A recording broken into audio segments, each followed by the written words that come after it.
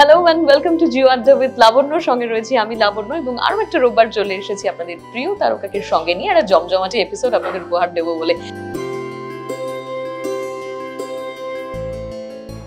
কিন্তু ভাবুন একটা মানুষ কতখানি ব্যস্ত থাকতে পারে, যে এতটাই সে ব্যস্ত যে আজকে জিও আড্ডার শুটিংও তাকে আমরা তুলে এনেছি তার কাজের মাঝখানে, এবং তার খাওয়া দাওয়াটাও আজকে বেচারি হয়নি, এতটাই সে ব্যস্ত। তার মাঝখানে আমরা আজকে সিন্ধিনীকে পেয়ে গেছি। Please welcome to Jio Adda. Thank you.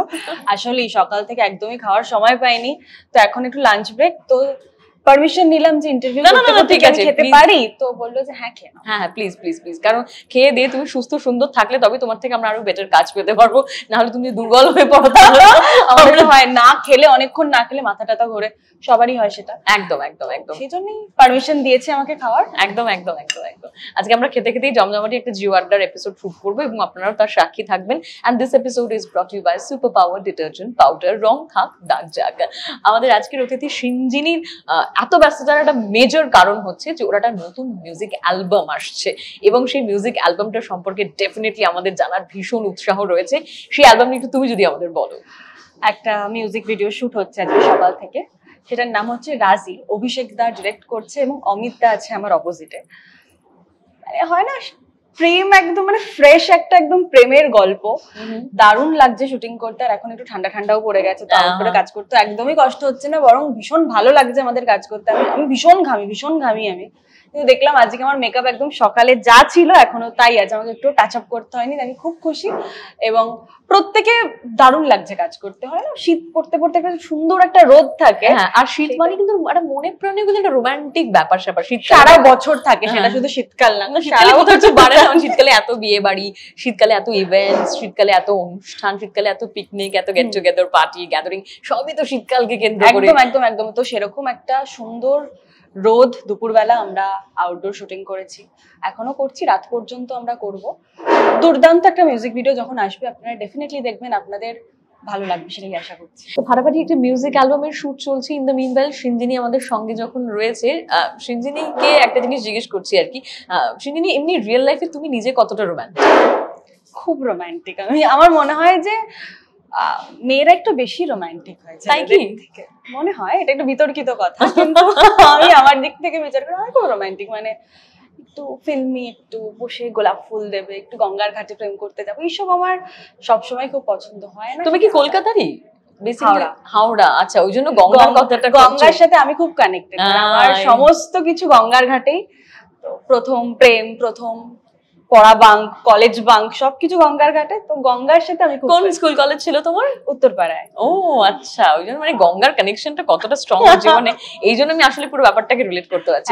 আচ্ছা সিঞ্জিনী, মানে পরিবারে কি কারোর অভিনয়ের সঙ্গে কোনো যোগাযোগ ছিল? একদম না, একদমই ছিল না। আমি প্রথম, এবং আমার মানে বলে না সাত পুরুষে কেউ ছিল না, তো কেউ ছিলেন না। ওই প্রথম যখন আমি বললাম, মানে কখনো বলতেই পারিনি যে আমি অভিনয় করবো, তো খুব অদ্ভুত ভাবে সুযোগটা আমার কাছে এসেছিল, সেই আর কি। তো যখন দেখলো যে মেয়ে ঠিকঠাকই কাজ করছে, ভুলভাল কিছু করছে না, তখন আর বাড়ি থেকে কেউ কিছু। প্রথম থেকে সবাই খুব স্ট্রিক্ট ছিল নাকি? হ্যাঁ, আমি যখন মডেলিং করতাম তখন আমাকে একটু ঝামেলাঝাটি বাড়িতে করতে হয়েছে, কিন্তু আমার এটা মনে হতো যে আমি এটাই করবো। Okay, you are very determined from the beginning আর কি। আচ্ছা একটা জিনিস বলো, মানে তোমার টেলিভিশনের এই যে যাত্রা শুরু হলো যেটা আর কি, মানে মডেলিং থেকে তো তুমি অ্যাক্টর, মডেল টাউন অ্যাক্টর যেটা ব্যাপারটা হলো আর কি, তো অভিনয়ের যখন সুযোগ এলো আমরা তোমাকে দেখলাম টেলিভিশনে লিড রোল করতে আর কি, মানে সেটা একটা দারুণ ব্রেক, সবাই তো চায় একদম লিড রোল, এবং তুমি মেন প্রোটাগনিস্ট। কোথাও না কোথাও বেশ কিছুদিন মেন প্রোটাগনিস্টের অভিনয় করার পরেও আমরা একটা খুব ইন্টারেস্টিং জিনিস দেখলাম যে তুমি কিন্তু ইন আ নেগেটিভ রোল, একদম একটু ডিফারেন্ট শেড, ডার্ক শেড, সেটাতেও অভিনয় করছো আর কি। তো সেটা যদি একটু বলো, মানে এই ব্যাপারটা তোমার কাছে কেমন ছিল? কারণ মোস্টলি কি হয়, সবাই ভাবে যে আমি পজিটিভ রোল প্রোটাগনিস্ট হবো এবং সেটাতেই আমি দীর্ঘদিন নিজেকে এগিয়ে নিয়ে যাবো, তাদের একটা পজিটিভ বা একটা মিষ্টি ইমেজ তৈরি থাকে আর কি, কিন্তু তুমি চট করে সেটা ভাঙলে টেলিভিশনে এসে, কেন? আমার এটা সবসময় মনে হতো যে আমি বিভিন্ন রকম চরিত্রে অভিনয় করবো, আর আমার মনে হলেই তো হয় না, যারা আমাকে কাস্ট করেছেন তাদেরও মনে হয়েছে একইভাবে। তো ওই আর কি, মানে আমি না কিছু প্ল্যান করে কিছু করি না, মানে যেমন যেমন সুযোগ আমার কাছে এসেছে বা আসছে আমি সেটা তেমন তেমন করে করার চেষ্টা করি। পজিটিভ রোল করলে কি হয়, অনেক ফ্যান বেস তৈরি হয়, সবাই ভালোবাসে, প্রচুর ভালোবাসে। অদ্ভুত ভাবে আমি নেগেটিভ করার পরও যারা আমাকে ভালোবাসতেন তার একইভাবে ভালোবাসেন, বরং ভালোবাসার মানুষের সংখ্যাটা আরো বেড়েছে। তো সেদিকে আমি লাকি। ওকে, মানে অভিনেত্রী হিসেবে তোমাকে অনেক বেশি রেকগনাইজেশন দিয়েছে নেগেটিভ রোলটা। হ্যাঁ মানে দুটোই, মানে পজিটিভ এবং নেগেটিভ। প্রথমটা তো ছেড়েই দাও, মানে ওটা তো আমার লিড হিসেবে প্রথম কাজ, তো সেটা তো আমাকে পরিচিতি দিয়েছেই প্রচুর। কিন্তু আমি যখন শিফট করলাম, আমার যারা আমাকে পছন্দ করেন তাদের মন ভাঙেনি খুব একটা। বাহ, সেটা একটা বেস্ট পার্ট আর কি। আচ্ছা, একটা জিনিস বলো যে তোমার কন্টেম্পোরারি অনেকেই আছে যারা এখন অ্যাপার্ট ফ্রম মানে বাংলা ইন্ডাস্ট্রি বা রিজনাল ইন্ডাস্ট্রি বা টলিউডের কাজ বা টেলিভিশনের কাজ করতে করতে অনেকেই আছে যারা মুম্বাইতে অডিশন দিচ্ছে, মুম্বাই যাওয়ার জন্য চেষ্টা করছে, এবং যা হয় আর কি একটা ন্যাশনাল প্ল্যাটফর্মের একটা আলাদাই রকম ক্রেজ থাকে, থাকবেই। মানে সেটা তোমার ক্ষেত্রে কতটা, এবং তুমি কি প্ল্যান আপ করছো? আমি ওই যে বললাম, প্ল্যান করে আমি জীবনে আজ পর্যন্ত কিছু করিনি। আমি ভগবান আমাকে যে পথ দেখিয়েছেন এবং আমি যেভাবে এগোতে পেরেছি, আমি চেষ্টা করছি সেভাবেই এগোনোর। জীবনে অনেক কিছু করতে চাই, এবার বাকিটা দেখা যাক। আজকে সিন্ধিনির সঙ্গে এই ইন্টারভিউটা শুট করার আগে আমি ওর সোশ্যাল মিডিয়া হ্যান্ডেলটা দেখছিলাম আর কি, আগেও দেখেছি বহুবার, এবং আমার যেটা বেস্ট লাগে সেটা হচ্ছে ওর ফটোশুট আর কি। মানে সারাক্ষণই নানা রকম ইন্টারেস্টিং ফটোশুটের মধ্যে থাকে, অভিনয় করছে তো করছেই, প্লাস তার সঙ্গে দারুণ দারুণ সব ফটোশুট আমাদের উপহার দিতে থাকে। নানান ধরনের ফটোশুটের মাঝখানে আমার যেটা বেশি চোখে লাগে বা আমার যেটা পার্সোনালি ভালো লাগে সেটা হচ্ছে তোমার ব্রাইডাল ফটোশুট গুলো আর কি। সিরিয়াসলি খুব ভালো লাগে তোমাকে দেখতে। এখনো চুল সরালে সিঁদুরই দেখতে পাবে। ও আচ্ছা, মানে অ্যাস্থেটিক্যালি শুট কিছু ব্রাইডাল ফটোশুট আমি দেখেছি। তো যা হয় আর কি, একটা মানুষকে দিন রাত এত চোখের সামনে মিষ্টি কোণে সাজতে দেখলে তাকে একটা প্রশ্ন করতে ইচ্ছে করে, এইবার আসল প্রশ্নটা, রিয়েল লাইফে তোমাকে কবে ব্রাইড টু বি হিসেবেও দেখতে পাচ্ছি, এরকম কোনো প্ল্যান আপ আছে কি?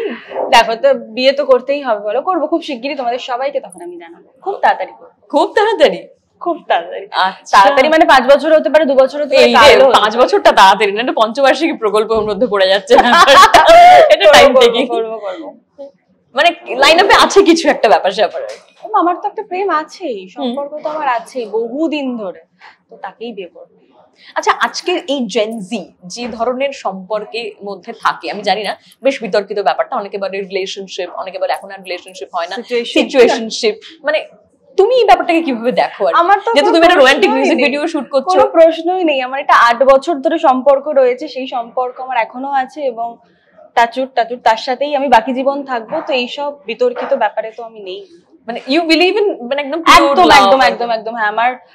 আমি যখন সবে মাধ্যমিক দিয়েছি তখন আমার একটা সম্পর্ক হয় এবং সে আমাকে সহ্য করছে এতগুলো বছর ধরে, তো তার মানে বাকিটাও ম্যানেজ হয়ে যাবে, বাকিটা সহ্য করে নেবে। This is the best part. অনেকদিন বাদে তোমার জেনারেশনে কাউকে এত মন খুলে ভালোবাসার কে নিয়ে ভয়েস রেস করতে দেখলাম। সবাই তো মানে ভালোবাসাটা তো অন্যায় না, আমি তো ডাকাতি করিনি। না, ডেফিনেটলি অন্যায় না, কিন্তু যে কনফিডেন্সটা তোমার মধ্যে রয়েছে, দ্যাট ইজ রিয়েলি কমেন্ট। মানে আমাকে 8 বছর ধরে সে সহ্য করেছে, এবার বিয়ে না করলে অন্যায় হবে না? এতদিন ধরে যে আমাকে সহ্য করেছে, সে আমার সমস্ত তার কাটা বিষয়টা জানে, যে টোটালি পাগল, তো সেই বাকি জীবনটা সহ্য করে নেয়। ইন এন্ড আউট তোমাকে ভালোভাবে চিনে গেছে একদম, খুব ভালোভাবে, মানে খুব ভালোভাবে চেনে। নতুন কি কাজ আসছে এক্ষুনি সেটা বলতে পারছি না, কনফার্ম হলে আমি ডেফিনেটলি জানাবো। আচ্ছা, বেশ, লাইন আপে অনেক ইন্টারেস্টিং কিছু রয়েছে মনে হচ্ছে, বোঝাই যাচ্ছে। তবে আপাতত তোমার এই মিউজিক অ্যালবামটার জন্য তো অনেক শুভেচ্ছা, definitely the entire team of Jio Bangla তোমাকে অনেক ভালোবাসা জানাই। এর সঙ্গে আমাদের আজকের পর্বটা আমরা শেষই করবো, কিন্তু একটা র্যাপিড ফায়ার রয়েছে তোমার জন্য, সেটা একটু দেখি তুমি কিভাবে হ্যান্ডেল করো। ওকে, অ্যাকর্ডিং টু ইউ, তুমি যদি এত ফটোশুট করো, তোমার বেস্ট ফিচার কি? এই রে, কি জানি, এটা জানি না, দর্শক বলতে পারবে।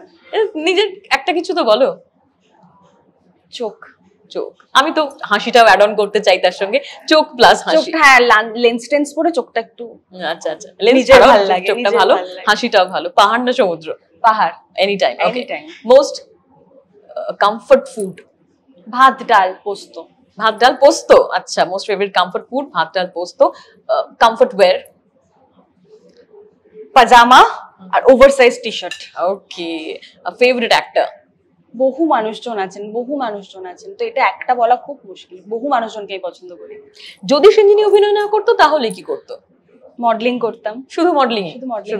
ওকে, সিন্ধিনি কি পেট ভালোবাসে? আমার আছে তো, আমার একটা ছোট্ট বাচ্চা ডগি আছে। ওকে, আর সিন্ধিনির জীবনে এখনো অনেক পথ চলা বাকি, ডেফিনেটলি। তবে এখনো পর্যন্ত অভিনয় জীবনের একটা সেরা মুহূর্ত যেটা মনে পড়ে বা যেটা নিয়ে ভালো লাগে? সেরা মুহূর্ত যেদিন আমি উমার প্রোমোটা টিভিতে প্রথমবার দেখলাম, মানে ওই যে অনুভূতি, সেটা ভাষায় প্রকাশ করা সম্ভব না। ওটা আমার জীবনের বেস্ট পার্ট, এবং ওইটা আমি বলতে পারবো না যেটা কি আনন্দ আমাকে দিয়েছিল ওটাই। প্রথম তো সবসময় খুব স্পেশাল হয়, প্রথম যা কিছু সবসময় মানুষের জীবনে স্পেশালি হয়, ডেফিনেটলি। তো হ্যাঁ, আজকের এই আড্ডা শেষে আমরা একটা কথা বলতেই পারি যে সিঞ্জিনিকে আমরা একদম অন্য রূপে আজকে পেলাম, একেবারে সিম্পল অ্যান্ড সোবার একটা লুক, ওর ফটোশুটের লুকের থেকে আলাদা, ওর টেলিভিশনের লুকের থেকে একদম আলাদা। এবং টেলিভিশন করছো, মিউজিক অ্যালবাম করছো, ডেফিনেটলি আমরা চাইবো আরো বেশি করে তোমাকে আরো কাজ করতে দেখি, ওটিটিতে দেখি, আশীর্বাদ করো যেন করতে পারি ভালো করে কাজ। একদম একদম একদম। আর আমাদের আজকে জিও আড্ডা উইথ লাবণ্য আমরা শেষ করছি এখানেই, কিন্তু প্রত্যেক রবিবারের মতন আগামী রবিবারও আবার আসবো ঠিক রাত 8টায় শুধুমাত্র জিও বাংলায়। And this episode is brought to you by Super Power Detergent Powder. রং ভাগ দাগ যাক।